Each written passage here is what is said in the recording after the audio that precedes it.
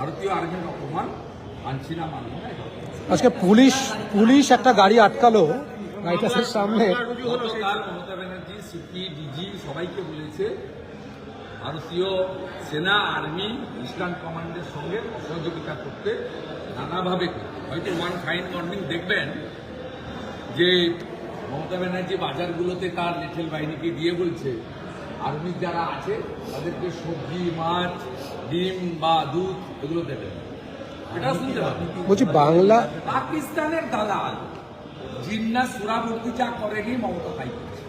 Complete পাকিস্তানের দালাল একজন অধ্যাপক, একজন শিক্ষামন্ত্রী, তিনি পাকিস্তান ভারতীয় আর্মিকে কন্ডেম করছেন অ্যাসেম্বলিতে, স্পিকার এক্সপান্ড করছেন না। দ্বিতীয় হচ্ছে তিনি ৭১-এ পাকিস্তান আর্মির বাংলাদেশের ঢাকার অ্যাকশনের সঙ্গে গতকালের অ্যাকশনের কম্পেয়ার করছে। এটা তো আপনি যদি ভারতীয়, নিশ্চয়ই ভারতীয় দেশ, আগে তো নেশন ফার্স্ট, রাজনীতি আলাদা হতে পারে, ধর্ম আলাদা হতে পারে, আপনাদেরও করতে পারে।